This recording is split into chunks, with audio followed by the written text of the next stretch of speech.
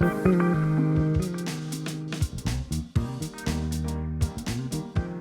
Back after the break. और अब बात कर लेंगे मुल्क की सियासत की, क्योंकि खैबर पख्तूनख्वा की सियासत में नया दौर अब शुरू हो चुका है। नौ मुंतखब वज़ीर आला सुहेल आफरीदी ने अपने ओहदे का हलफ उठा लिया है और अब सबकी नजरें इस बात पर ही जमी हुई हैं कि वो खुद मुख्तार वज़ीर आला साबित होंगे या फिर नहीं। दूसरी जानिब इमरान खान की बात की जाए तो सुहेल आफरीदी के लिए वाज़ेह हिदायत भी उन्होंने जारी कर दी हैं, जिसमें इमरान खान ने उन्हें काबीना की तश्कील का मुकम्मल इख्तियार दे दिया है। लेकिन सवाल अब ये है कि क्या वो अपने फैसलों में वाकई आज़ाद रह सकेंगे, या हर कदम पर जिस तरह होता था कि इमरान खान की मंजूरी ज़रूरी होगी जैसे पार्टी कहती है। और फिर अपोजिशन की बात की जाए तो अपोजिशन भी मुतहरिक नज़र आ रही है। और अहम सवाल ये है कि क्या नए वज़ीर आला के लिए इब्तदाई दिनों में सियासी चैलेंजेस भी खड़े हो सकते हैं। दूसरी तरफ आपको पता है कि पाक अफगान सरहद पर हालात एक बार फिर से कशीदा हो गए हैं। पाक फौज की मौसर जवाबी कार्रवाइयाँ भी जारी हैं और उसके बाद अफगान तालिबान अपने घुटने टेकने पर भी मजबूर हुए हैं और उनकी दरख्वास्त पर पाकिस्तान ने अगले 48 घंटों के लिए सीज फायर का फैसला किया है। इन सब पर आज हम बात करेंगे। बिल्कुल इसी पे बात करने के लिए हमारे साथ सीनियर रसूल मलिक साहब मौजूद हैं। Sir, thank you so much for your time. सबसे पहले तो मुझे बताइएगा कि नौ मुंतखब वज़ीर आला सुहेल आफरीदी ने बिलाखिर हल्फ तो उठा ही लिया, गवर्नर ने उनसे हल्फ लिया, लेकिन मुझे ये बताइएगा कि ये कितने ज़्यादा मुख्तलिफ साबित होंगे साबिक वज़ीर आला अली अमीन गंडापुर से, कितने ज़्यादा ये आज़ाद होंगे अपने फ़ैसलों में, या फिर आप ये कह सकते हैं कि जिस तरह से तहरीक इंसाफ या खान साहब चाहते हैं उस तरह के फैसले करेंगे? शुक्रिया। देखिए, पहली बात तो ये है कि सुहेल आफरीदी जो हैं वो पुराने कारकुन हैं, ISF से जो है वो तहरीक इंसाफ में आए। अली अमीन गंडापुर साहब की तरह उनके पास कोई बैगेज नहीं है, फिर उनका कोई ऐसा मखसूस हल्का भी नहीं है जहाँ से उनकी अपनी सियासत या उनकी बिरादरी या उनको फैमिली बैकग्राउंड हो।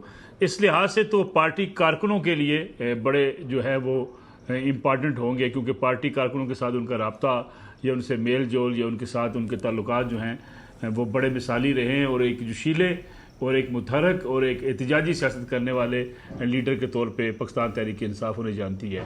अलबत्ता ये कहना कि वो बड़े मजबूत वज़ीर आला होंगे, अली अमीन गंडापुर साहब अगरचे उनके ऊपर भी बड़े एतराज़ात थे, पार्टी की लीडरशिप उन पर एतराज़ात करती थी, लेकिन वो एक पुराने सियासतदान भी थे, उनका फैमिली बैकग्राउंड भी सियासत का था, बहुत सी फैमिलीज़ के साथ उनके अपने तल्लुकात थे और एक बड़ा धड़ा जो है पाकिस्तान तहरीक इंसाफ के साथ उनको मुकम्मल सपोर्ट भी करता था। फिर वो चीज़ें काफ़ी हद तक अंडरस्टैंड कर गए थे कि खैबर पख्तूनख्वा की हुकूमत के मसाइल क्या हैं, वफाक के साथ उनके रिलेशनशिप कैसे चल सकते हैं, दहशत गर्दी के ख़िलाफ़ जंग है उसमें उनका किरदार क्या है हुकूमत का।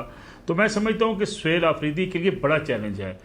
एक्सपीरियंस नहीं है, एक्सपीरियंस ना होने के साथ साथ जज्बाती पन उनका एक लिमिट से ज़्यादा है, जो बहरहाल पाकिस्तान की सियासत में मसाइल भी पैदा करता है।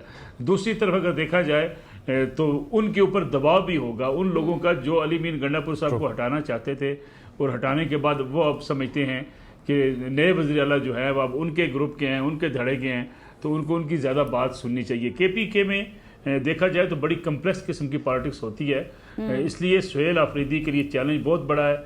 एक तरफ ऑपरेशन रुकवाने का वो एक नारा लगा चुके हैं, इमरान खान साहब जेल के अंदर हैं, वो जेल में से रिहाई के लिए अगर वाहिद कंटेक्ट पर्सन हो सकेगी कि तो वो खैबर पख्तूनख्वा की हुकूमत हो सकती है इस्टेब्लिशमेंट के साथ।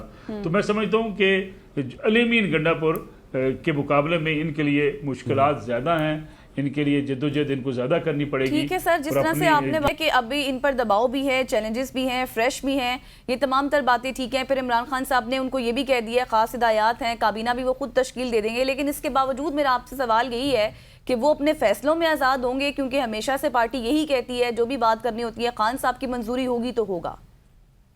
देखिए, अगर ये कहा जाए कि इमरान खान साहब की मर्जी के बगैर काबीना के अरकान जो है वो होंगे, या जिनको इमरान खान साहब कह देंगे ये काबीना में शामिल हों, उनको सुहेल आफरीदी नो कर सकेंगे, ऐसा हरगिज़ नहीं है। अली अमीन गंडापुर साहब तो फिर भी राइट और लेफ्ट कर लेते थे कभी, लेकिन सुहेल आफरीदी के लिए करना मुमकिन नहीं होगा।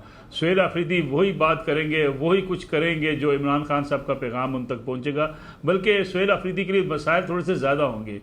जो अलीमा खान साहब है वो चाहेंगी उनकी बात भी वहाँ पे मानी जाए, इमरान खान साहब के पैगाम भी पहुँचाए जाएंगे, बैरिस्टर सैफ वहाँ पे मौजूद हैं, फिर बुशरा बीबी साहब से जो वाबस्ता लोग हैं वो भी वहाँ पे मौजूद है। इवन मिशाल यूसुफजई साहब का मामला आप देख लीजिएगा, उनके मिशाल साहबा का, कि उस वक्त भी बड़े जो है कोई कह रहा था कि सैनड में जाएंगी नहीं जाएंगी, मुख्तलिफ मालूमात मुख्तलिफ धड़ेबंदियाँ वहाँ पे मौजूद थी।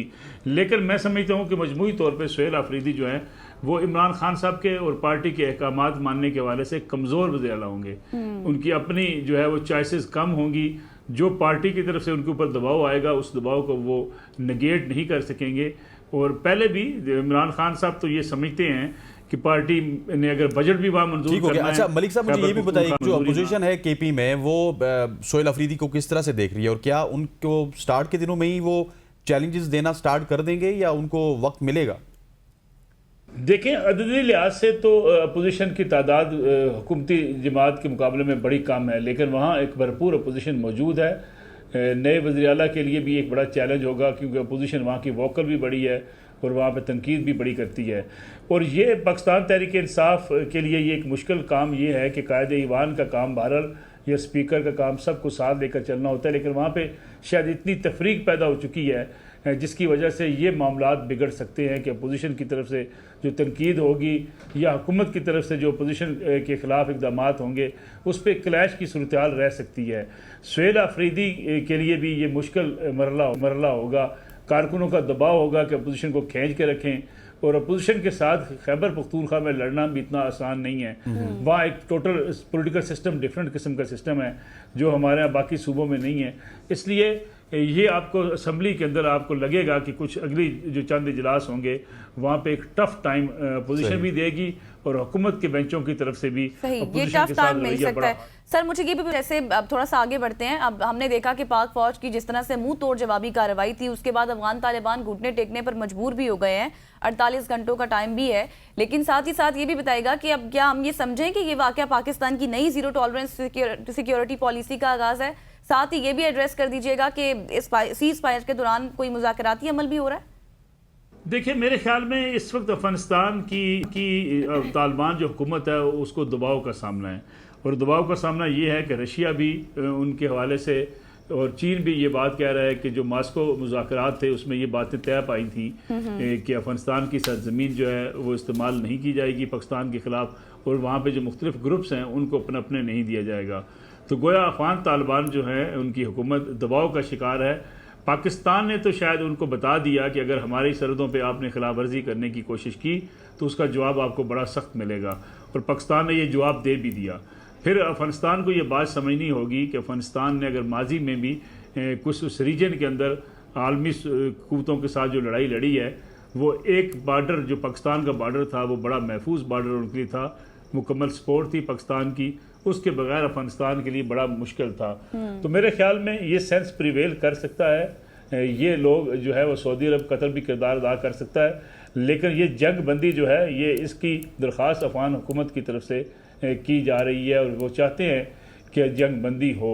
लेकिन इस बात का सियासी बयानात से हट के, उनके हुकूमती बयानात से हट के भी मेरे ख्याल में जो पाकिस्तान ने जिस तरीके से इस इशू को हैंडल किया अफवाज पाकिस्तान ने उनको बड़ा वाज़ेह पैगाम दे दिया है, एनफ है एनफ, आप हमारी खिलाफ अपनी ज़मीन इस्तेमाल करने दें, हमारे यहाँ जो है वो दहशतगर्दी के वाक़यात होने दें, हम खामोश बैठे रहें, फिर आप हमारे बॉर्डर्स के ऊपर कभी बाढ़ तोड़ने की बात करें, कभी अटैक्स करें हमारी चौकियों के ऊपर, तो ये हमारे लिए काबिल कबूल नहीं है। और इसलिए पाकिस्तान ने अफगानिस्तान के अंदर जो कैंप्स थे पाकिस्तान के खिलाफ काम करने वाले उन्हीं को टारगेट किया। ठीक हो गया मलिक, सो मच हो जाने का। नसरुल्लाह मलिक साहब हमारे साथ मौजूद थे जो कि मुल्क की सियासत के ऊपर गुफ्तगू कर रहे थे। ख़वातीन और आज़ाद यहाँ पे वक्त हो चाहते हैं एक शॉर्ट सी कमर्शियल ब्रेक का ब्रेक लेते हैं, वापस आते हैं, हमारे साथ रहिएगा।